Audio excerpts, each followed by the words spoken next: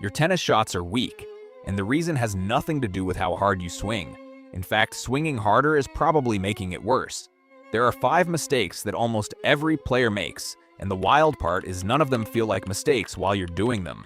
They feel normal. They feel natural, which is exactly why nobody fixes them. You've been hitting the ball the same wrong way for so long that your body genuinely thinks it's doing it right. And your coach probably never caught it either, because these aren't the obvious stuff. They're the quiet things, the invisible things, the things that are stealing pace, spin, and control from every single shot you hit. Let's go through all 5 right now. 1. You swing with your arm and ignore your core. The first mistake is the biggest one, and it's the one that's hardest to fix because it feels so right. When most people want to hit harder, they swing their arm faster. Makes sense, right? The arm holds the racket. The racket hits the ball, so if you want more power, you use more arm. That logic is completely backwards. Your arm is not where power comes from. Your arm is just the last thing the power passes through. The actual engine is your core, the rotation of your hips and your torso. When those two things turn together, they generate a huge amount of force. Your arm just delivers it to the ball at the end. That's it. The arm is the messenger. The core is the message. Here's how you can feel the difference right now without even picking up a racket. Stand up, keep your arm completely relaxed at your side, and rotate your hips and shoulders fast. Feel that? Your arm swings on its own just from the rotation. That's what's supposed to happen in tennis. Your arm should feel like it's being pulled through the swing, not muscling through it. When players skip the core and just use the arm, 2 things happen. First, the shot gets weaker because the arm alone produces nowhere near the force that the whole body does together. Second, and this is the part most people don't realize, the ball goes flat. No spin, no weight, no heaviness. Just a flat arm-powered ball that sits up perfectly for the other person to attack. The fix is slow. Go to the court and hit at half pace, focusing only on starting the swing with your hips. Hip turns first, shoulder follows, arm comes last. It'll feel weird and slow. Do it anyway. You're rewiring a movement that's been wrong for a long time. Give it time. 2.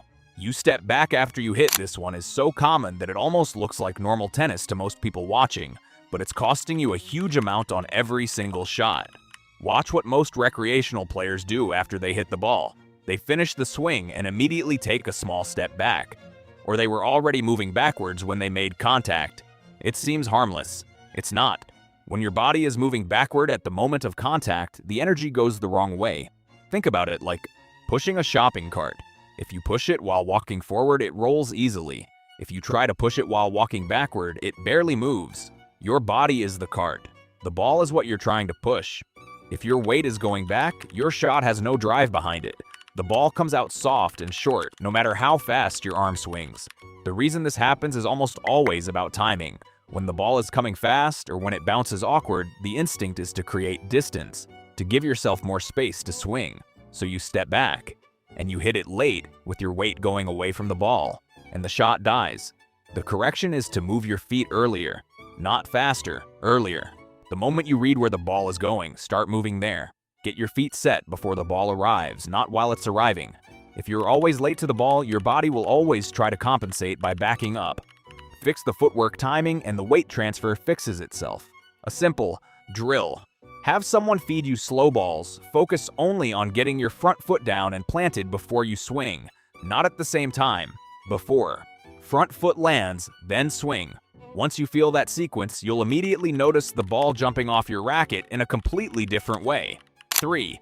Your contact point is too close to your body. This one is invisible in real time. You can't see it happening. But if you've ever recorded yourself hitting and watched it back, you've probably noticed your elbow looks a little tucked, a little bent, a little close to your ribs at contact. That's this mistake. When the ball makes contact with your racket too close to your body, your arm doesn't have room to extend. An extension is where the snap comes from. It's where the acceleration happens. If your arm is already bent and cramped at the moment of contact, there's nowhere for that energy to go. The ball just kind of gets pushed. It doesn't get hit. The sweet spot for contact, this goes for forehand, backhand, volley, basically everything, is out in front of your body, not to the side, not level with your hip.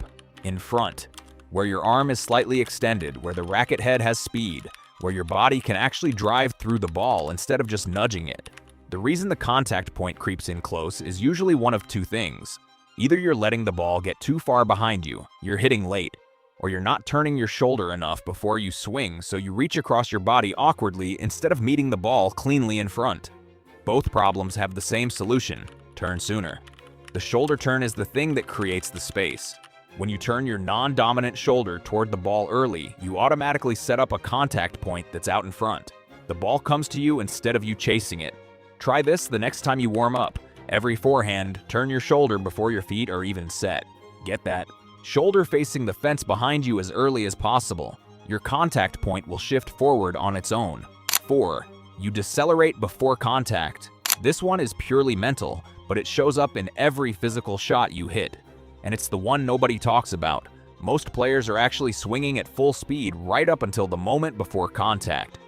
And then they subconsciously slow down, not intentionally.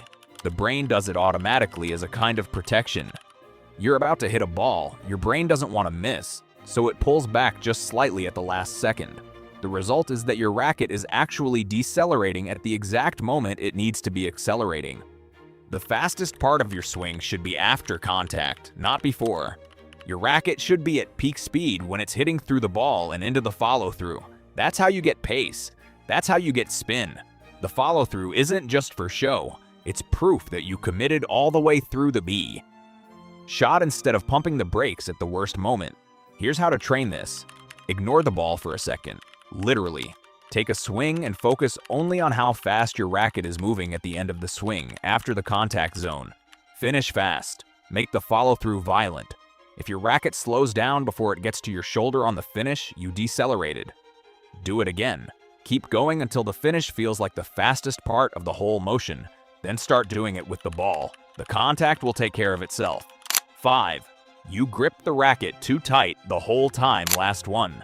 And this one surprises people every single time.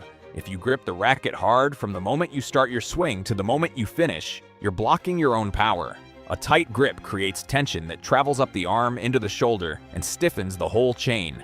And a stiff chain doesn't whip, it just pushes. The players who hit the heaviest balls, Alcaraz, Nadal, Kyrgios on a good day, all have one thing in common. They stay loose, almost dangerously loose. Their grip is light through most of the swing, and then right at the contact point they squeeze.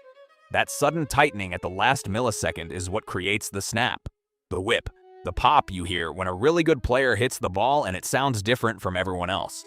The contrast between loose and tight is what generates racket head speed. You can't get that contrast if you're tight the whole time. You're starting at tension level 10 and staying there. There's nowhere to accelerate from. Practice this with slow swings first. Hold the racket like it's a small bird, firm enough not to drop it, gentle enough not to hurt it. Swing and only squeeze at the moment you'd make contact. Feel the difference in how the racket head moves. It'll feel faster, looser, whippier. That feeling is what you're chasing. So there are your 5. No core rotation, moving back at contact, wrong contact point, decelerating before impact, and gripping too tight too early. None of these are glamorous. None of them are going to make highlight reels, but fix even 2 or 3 of them, and your shots will feel completely different. Heavier, faster, more controlled. Not because you worked harder, because you stopped working against yourself. Pick one, just one. Take it to your next session and work on only that. Tennis gets simple when you know exactly what to fix. That's the whole idea here on Blue Tennis Dude. If this helped, drop a comment telling me which mistake you've been making. I'm genuinely curious. And if you want to keep getting better one simple idea at a time, subscribe. See you in the next one.